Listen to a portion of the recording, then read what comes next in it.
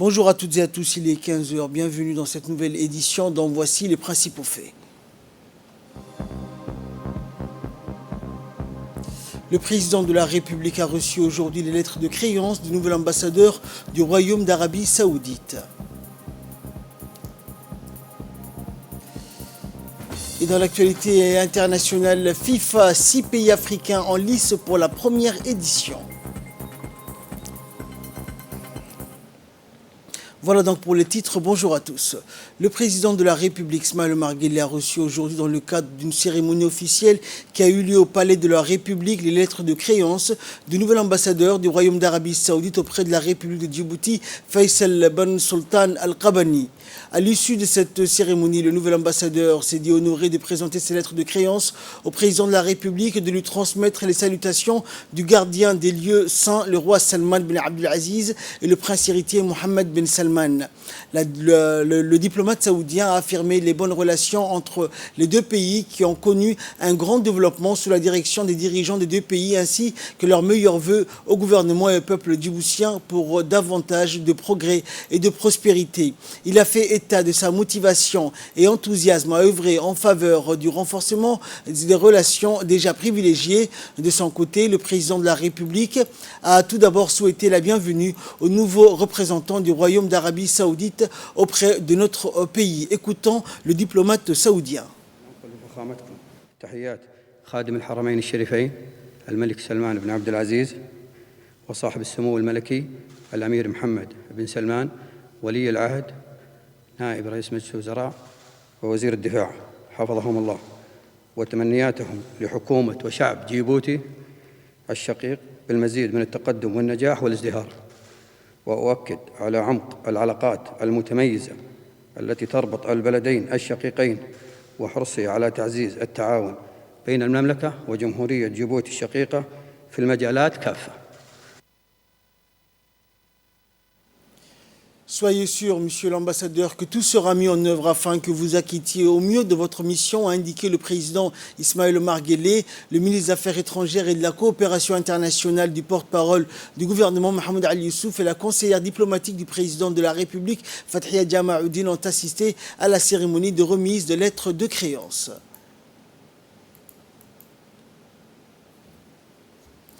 L'Assemblée nationale a tenu aujourd'hui sa première séance publique de la deuxième session ordinaire de l'année 2021. Donc, au menu de cette plénière, l'examen et l'adoption des textes législatifs suivants. Projet de loi numéro 136 portant adoption de la stratégie nationale du handicap 2021-2025 de la République de Djibouti. Projet de loi numéro 137 relative aux modalités de la gestion de la crise sanitaire liée à la Covid-19. Projet de loi de finances numéro 138 rectificative du budget de l'État pour l'exercice 2021, conduite par le président de l'Assemblée nationale, Mohamed Ali Hamed. Cette séance plénière a vu la participation du Premier ministre, des parlementaires, des membres du gouvernement et premiers textes figurant à l'agenda, le projet de loi numéro 136 portant adoption de la stratégie nationale du handicap 2021-2025 de Djibouti. Les députés et la ministre des Affaires sociales et de solidarité, Ouloufa Ismail, ont échangé sur la stratégie nationale, document de référence d'envergure débattu puis adopté par l'hémicycle national en présence d'un auditoire solennel, en l'occurrence une forte représentation de l'ANPH, invité pour suivre le débat parlementaire par le président de l'Assemblée et plus particulièrement à l'occasion de cette conception d'une politique de protection rigoureuse pour les personnes handicapées. Concernant le projet de loi relative aux modalités de la gestion de la crise sanitaire liée à la Covid-19, il a été question de nombre de thématiques inhérentes à l'amélioration de la base et de l'arsenal juridique de la gestion de la crise sanitaire liée à la pandémie du coronavirus. L'auditoire puis le ministre de la Santé, Dr Ahmed Roblé, ont discuté également de la lutte contre la Covid-19 et de la pertinence d'un projet de loi qui prend en compte la préservation de la santé de la population avant de voir le dit projet de loi être adopté. En dernier lieu, et s'agissant du projet de loi de finances rectificative du budget de l'État pour l'exercice 2021, un débat vif engagé par nombre de députés et le ministre du Budget ont précédé le vote favorable de ce projet de texte qui intervient dans un contexte de reprise de croissance économique malgré la persistance de la pandémie de la Covid-19. Après l'adoption de ces trois textes, le président de l'Assemblée nationale, Mohamed Ali Hamad, en clôture des activités de cette première séance publique, n'a pas manqué de souligner la teneur des travaux et remercier l'auditoire et notamment les compatriotes vulnérables des défis du handicap. Dans l'actualité également, donc, la réunion séance publique de la deuxième session ordinaire de l'année avait pour principal objectif l'examen et l'adoption des projets de loi. Donc, cette réunion avait pour spécificité la participation des personnes à besoins spéciaux donc, qui ont assisté aux travaux de la séance publique. Du haut de l'Assemblée, les personnes à besoins spéciaux ont suivi les débats avec assidu et en présence du directeur général de l'Agence nationale des personnes handicapées, de Ali Saïd et Moumin Idriss, ainsi que des personnes de l'encadrement. Par la suite, guidés par le député Suleiman Dahir Bilé, les personnes à besoins spéciaux ont visité donc l'Assemblée nationale. Le parlementaire a fourni des détails sur le fonctionnement de l'institution parlementaire qui a débattu et adopté un projet de loi portant adoption de la stratégie nationale du handicap. Un projet adopté donc par l'ensemble des participants en présence des personnes spéciaux donc est venu participer à la séance dans le cadre de la Semaine nationale du handicap. Dans la continuité de la célébration de la Semaine nationale du handicap, l'Agence nationale des personnes handicapées a organisé ce matin au Palais du Peuple la deuxième journée des Assises nationales du handicap avec pour thème « S'engager pour le handicap », des assises qui ont débuté hier, qui se sont clôturées aujourd'hui. Et cette réunion qui a vu la participation de plusieurs ambassadeurs, personnalités non gouvernementales et institutions, notamment le coordinateur résident des Nations Unies et le représentant de l'UNICEF, Melva Johnson. Le handicap et la limitation des possibilités d'interaction d'un individu avec son environnement menant à des difficultés psychologiques, intellectuelles, sociales ou physique. Le handicap est d'abord pensé comme relatif à une déficience provoquant une incapacité permanente ou non, puis il est redéfini relativement à une inégalité de moyens en intégrant l'idée que des interventions destinées à lever les obstacles environnementaux et sociaux soient nécessaires.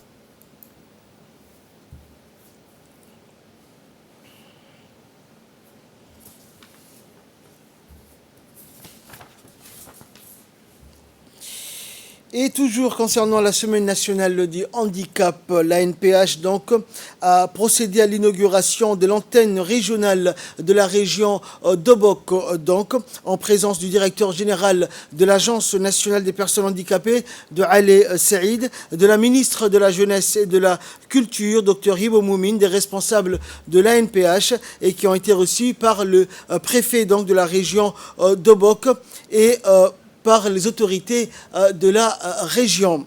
L'installation de ces antennes régionales s'inscrit dans une politique de proximité et de décentralisation de services. Les missions principales sont notamment de mieux accompagner donc les personnes handicapées dans la promotion de la protection de leurs droits, assurer donc la réadaptation et la réhabilitation des personnes handicapées afin de leur permettre d'atteindre un niveau d'autonomie aussi élevé que possible dans leur vie.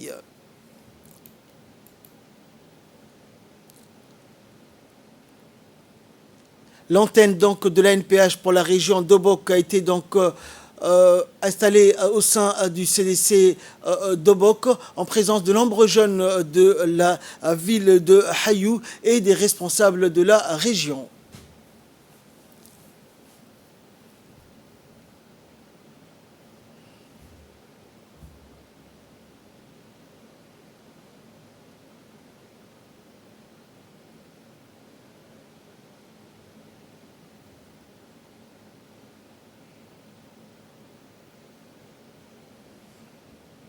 Activité donc similaire également cette fois-ci dans la région de Tadjoura où la NPH a également procédé donc à l'installation de l'antenne ANPH pour la région de Tadjoura. La délégation donc à leur arrivée a été accueillie par les autorités de la région, notamment le préfet Hassan Dabelé et les responsables du conseil régional ainsi que de représentants de la société civile. Un accueil des plus chaleureux leur a été réservé. Et par la suite, donc, le directeur général de l'ANPH, de Ali Saïd, accompagné de la ministre de la Jeunesse et de la Culture, donc, a procédé à l'inauguration donc, de l'antenne ANPH pour la région de Tadjoura. L'installation de ces antennes s'inscrit dans une politique de proximité et de décentralisation de services.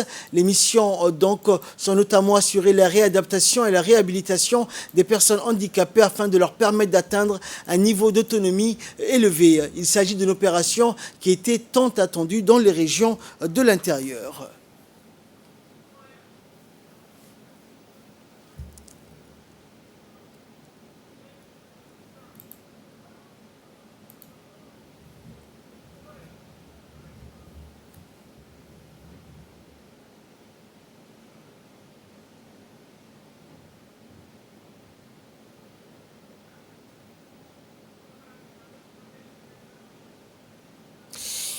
Dans l'actualité également, le ministre du Commerce et du Tourisme, Mohamed Warsa Madiri, a entrepris du 24 au 26 novembre une visite de travail à Istanbul pour prendre part aux travaux de la 37e session des ministres du Commerce de l'Organisation de la coopération islamique, présidée par Recep Tayyip Erdogan, président de la République de Turquie. Cette 37e session, qui se tient dans un contexte de relance post-Covid, a eu pour objectif principal l'examen du rapport sur la mise en œuvre de la stratégie du COMSEC, ainsi que son plan d'action pour la période 2016-2025, le secrétaire général de l'OCI a soumis un rapport sur les progrès et les derniers développements dans la mise en œuvre du programme d'action de l'OCI. Et toujours donc de l'actualité nationale, les grands-mères sont des figures d'attachement importantes dans une cellule familiale. Elles jouent notamment un rôle central dans le maintien de cette pratique traditionnelle néfaste. Le combat se fait sur tous les fronts. C'est à ce titre que a été lancé donc aujourd'hui ce réseau de 30 grands-mères qui sont déjà engagées dans l'abandon total des mutilations génitales féminines. Ces personnes influentes seront utilisées comme personnes ressources lors des activités de sensibilisation sur le terrain dans l'aboutissement à un changement de comportement au niveau de la communauté et de la cellule familiale. La cérémonie a été présidée par la ministre de la Femme et de la Famille, Mouna Ousmane Aden, et de la vice-présidente de l'UNFD, Hasna Mohamed Bilil, et a vu la participation de la ministre de la Solidarité, Ouloufa Ismail, des parlementaires, de la maire de la ville de Djibouti et des représentants des organismes onusiens, dont la représentante du FNUAP à Djibouti, Aïcha Ibrahim. Cette action est organisée dans le cadre de la commémoration des 16 jours d'activisme pour lutter contre les violences faites à l'égard des femmes et des jeunes filles. Ce rendez-vous annuel dans lequel se réunissent donc tous les acteurs engagés dans ce noble combat, a nommé donc dénoncer haut et fort tous ces types de violences dont sont victimes les femmes, les jeunes filles, et de réitérer leur volonté à y mettre fin.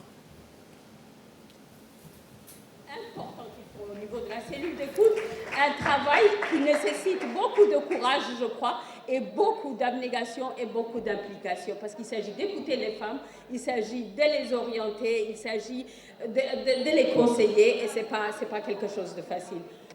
On a fait de la sensibilisation, on a eu des engagements, plusieurs niveaux d'engagement. Aujourd'hui, moi, je me suis en train de me féliciter, d'engager celles qui sont vraiment au sein de la famille, qui ont un rôle important à jouer au sein de la famille, les grands-mères. Les grands-mères, parce qu'il s'agit de leurs petites filles, parce il y a leur fille ou leur fils, qui de plus, de personnes plus appropriées qu'une grand-mère pour pouvoir intervenir dans cette question. Donc vraiment, je me félicite du fait qu'elle s'implique visiblement aujourd'hui, à partir d'aujourd'hui, dans la lutte, dans l'abandon contre, je ne vais pas dire la lutte contre la violence, mais dans l'abandon des mutilations génitales féminines. Il est l'heure à présent de retrouver l'appel à prière de l'Asr. C'était l'appel à la prière de l'Asr. Nous retrouvons la suite de notre journal. Nous étions donc à l'UNFD, écoutons donc à présent l'intervention de la secrétaire générale de l'Union nationale des femmes djiboutiennes. Ce matin, pour procéder au lancement officiel du club des grand-mères engagées pour l'abandon total des mutilations génitales féminines, dans le cadre de la commémoration des 16 jours d'activisme pour lutter contre les violences faites à l'égard des femmes. Ce rendez-vous annuel dans lequel nous nous réunissons est l'occasion pour nous, tous acteurs engagés dans ce noble combat, à nommer, dénommer haut et fort toutes ces violences dont sont victimes les femmes et les jeunes filles et de réitérer notre volonté à y mettre fin. Par ailleurs, pionnière de lutte contre les mutilations génitales féminines, notre organisation a parcouru un chemin semé d'embûches aux côtés de ses partenaires pour l'éradication totale de ces pratiques traditionnelles néfastes à la santé de la jeune fille et de la femme. Et pour sa part, la ministre de la Femme et de la Famille, Mouna Ousmane Aden, a indiqué que cette action est organisée dans le cadre de la commémoration des 16 jours d'activisme pour lutter donc contre les violences faites à l'égard des femmes et des jeunes filles. On écoute la ministre. Madame la ministre des Affaires sociales et des Solidarités, Madame la vice-présidente de l'UNFD, Madame la représentante du FUNIAP, Monsieur le représentant du PNUD, Madame la secrétaire générale de l'UNFD, Mesdames les parlementaires, Mesdames et Messieurs les représentants des élus locaux, Monsieur le représentant du Conseil national des droits de l'homme, Madame la représentante du ministère de la Justice, chère maman, chère grand-mère, salam alaikum wa rahmatullah wa barakatuh. J'ai suivi avec beaucoup d'intérêt les différentes étapes de cette journée qui est consacrée au lancement des clubs des grands-mères dans le cadre de la célébration des 16 jours d'activisme contre les violences basées sur le genre. L'aspect festif a constitué une belle démonstration originale de la sensibilisation des violences faites aux femmes et plus précisément aux mutilations génitales féminines.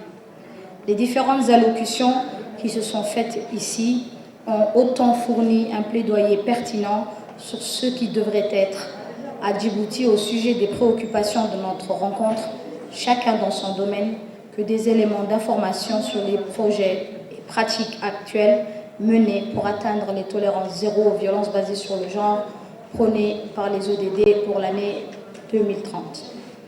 J'aimerais à cette occasion relever avec beaucoup de plaisir que notre pays a parcouru un long chemin sur la voie de la lutte contre les violences faites aux femmes grâce à la combinaison des efforts de l'État et l'UNFD. Une importante délégation composée des autorités de la région d'Obok, d'organisations et des représentants d'associations s'est rendue dans la journée du 26 novembre dernier à Adgueno pour rencontrer la population de cette localité située au pied du mont Moussa Ali.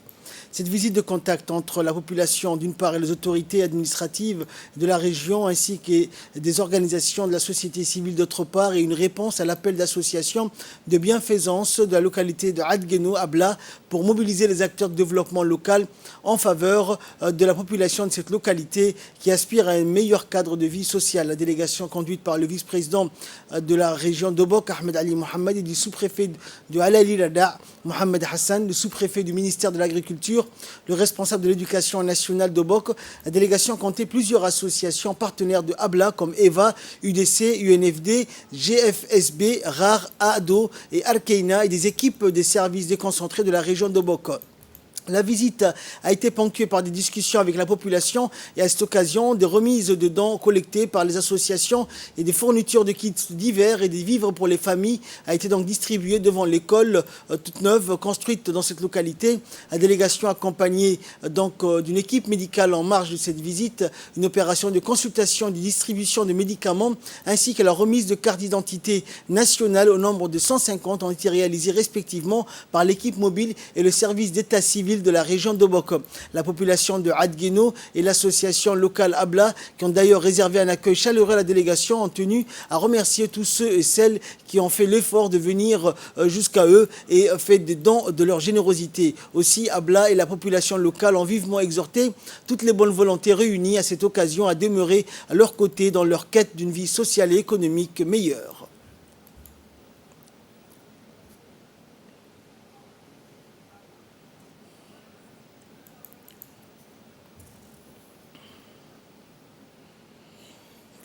Après Tadjoura, Ali Sabié et Arta, ce fut au tour aujourd'hui, donc vendredi, de sensibiliser les jeunes de la région de Dikil, ainsi le mouvement de la jeunesse une et indivisible sur l'importance de la citoyenneté, du patriotisme et du volontariat au service du développement et du rayonnement du pays en général et en particulier de leur région. Les caravaniers ont été accueillis par le secrétaire national de la jeunesse, Mahad Hussein, ainsi que par les autorités locales dans un esprit agréable et cordial. L'objectif principal de cette caravane étant de sensibiliser la jeunesse à devenir des jeunes patriotes volontaires afin d'être une jeunesse responsable, active et solidaire au service de leur région. Le président donc du mouvement de la jeunesse une et indivisible a invité tous les jeunes Okarois à s'approprier les valeurs du patriotisme et les valeurs de la citoyenneté responsable et active en se portant volontaire pour le développement de leur région. Et après avoir sensibilisé les jeunes Okarois, les caravaniers sont partis vers le petit village dénommé Daldahalou, plus proche de la région d'Ikil, pour procéder à la distribution de kits scolaires et de lots de vêtements aux enfants défavorisés. Le mouvement de la jeunesse une et indivisible continuera ses tournées donc jusqu'au 4 décembre dans les différentes régions et communes pour échanger avec les jeunes et les inciter à participer donc à la vie de la communauté. Et pour clore l'actualité nationale, donc avis de recherche. Un avis de recherche est lancé pour retrouver M. Dimbio, Mohamed Dimbio. M. Dimbio est atteint de troubles mentaux. Il est âgé de 80 ans. Il a quitté son domicile de PK12, de Balbala, samedi, donc vers 4 h du matin. Et depuis, il est introuvable. Toute personne l'ayant croisé ou ayant des informations est priée de contacter donc le commissariat de police ou le poste de gendarmerie le plus proche. À défaut, contactez également le numéro de téléphone, le 77 03 22 ou le 77 84 52 32 ou le 77 82 10 08. Et là, nous passons à l'actualité internationale parlant Covid. Le nouveau variant Omicron se répand sur la planète. Le nouveau variant du coronavirus Omicron continuait hier soir à se propager dans le monde entier avec des premiers cas au Canada, semant l'inquiétude et poussant de plus en plus de pays à fermer de nouveau leurs frontières aux voyageurs étrangers. Alors que la pandémie a déjà fauché plus de 5 millions de vies dans le monde depuis fin 2019, l'arrivée durant la semaine écoulée du variant Omicron a été jugée préoccupante par l'OMS. Identifié en Afrique du Sud, il a poussé de nombreux pays à former leurs frontières à l'Afrique australe alors qu'ils venaient parfois à peine de se rouvrir au monde. Face à cette propagation, le Royaume-Uni a convoqué pour aujourd'hui une réunion d'urgence des ministres de la Santé du G7 dont il exerce la présidence tournante. Selon le groupe d'experts de l'OMS, les données préliminaires suggèrent que le variant Omicron présente un risque accru de réinfection. Jamais un variant n'avait provoqué autant d'inquiétudes dans le monde depuis l'émergence de Delta, déjà très contagieux. Il faudra plusieurs semaines pour comprendre le niveau de transmissibilité et de virulence du nouveau variant, a souligné donc vendredi l'OMS. Et enfin, sport, c'était dans les titres de cette édition FIFA Coupe Arabe. 6 pays africains en lice pour la première édition. La toute première édition de la Coupe Arabe de la FIFA débute ce mardi au Qatar. Répétition générale de la Coupe du Monde qui aura lieu dans l'Émirat dans un an. Elle mettra aux prises les meilleures formations du monde arabe jusqu'à la grande finale le 18 décembre. 6 équipes africaines sont en lice. Les champions d'Afrique algériens, la Tunisie, le Maroc, la Mauritanie, mais aussi l'Égypte et le Soudan. Face à elle, 10 autres sélections du Proche ou Moyen-Orient. L'occasion de découvrir les tout nouveaux stades construits à Doha pour accueillir le prochain mondial. Sportivement, la compétition s'annonce intéressante, même en dehors des dates FIFA. Le Qatar ouvrira le bal demain soir contre Bahreïn, tandis que la Tunisie, meilleure nation du tournoi au classement FIFA, défiera les Mourabitoun mauritaniens. C'est tout pour cette édition. Merci de l'avoir suivi. Excellent après-midi sur Télé Djibouti.